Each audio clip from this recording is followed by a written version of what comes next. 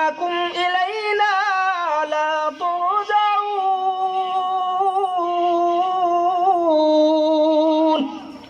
আল্লাহ তাআলা রব্বুল আলামিন বলেন, আমি আল্লাহ তাআলা রব্বুল আলামিনের কাছে আবার তোমাদেরকে ফিরে আসতে হবে। তোমরা কি মনে করেছো আমার কাছে ফিরে আসবে না?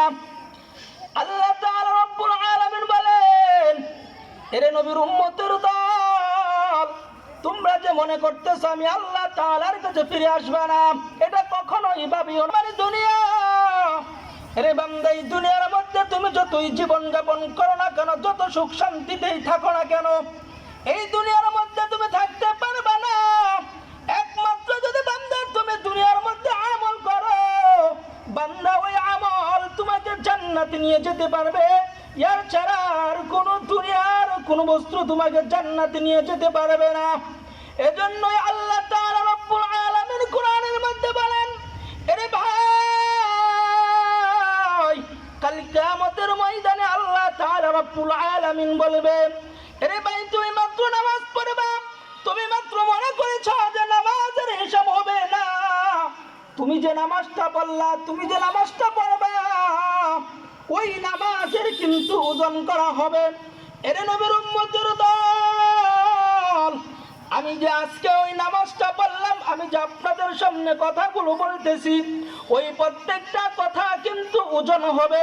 এরে বান্দা, আমার কথাগুলোর মধ্যে যদি আমার ভিতরে যদি আমল না থাকে বান্দা, ওই কথাদের আপনাদের কোনো ফায়দা হবে না।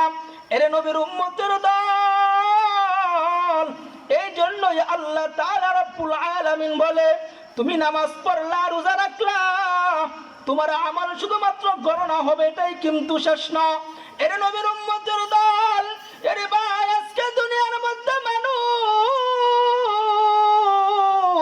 এই এলাকার মধ্যে কি আর কোনো মানুষ নাই? আজকে জান্নাতের বাগান হচ্ছে, ওই জান্নাতের বাগানের মধ্যে মানুষ নাই। আল্লাহ রব্বুল আলামিন কাল কিয়ামতের ময়দানে ধরবে, তোমার অঞ্চলে তোমার এলাকার ভিতরে কি কোনো মানুষ ছিল না যে এমন একটা কোরআনের বাগান তৈরি করেছিল?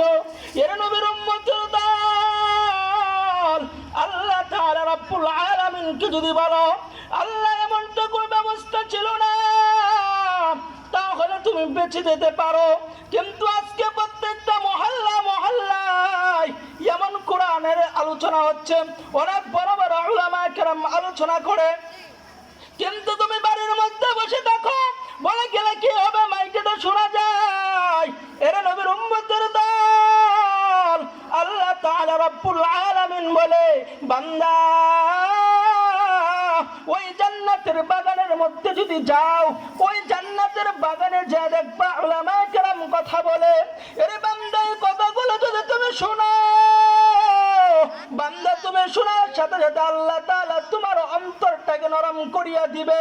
আর যদি তুমি একটা কথা যদি মানতে পারো বান্দা, তাহলে আমি আল্লাহ তাআলা রব্বুল আলামিন হতে পারো ওই কথার উসিলা আমি আল্লাহ তাআলা রব্বুল আলামিন তোমাকে মাফ করিয়া দিব।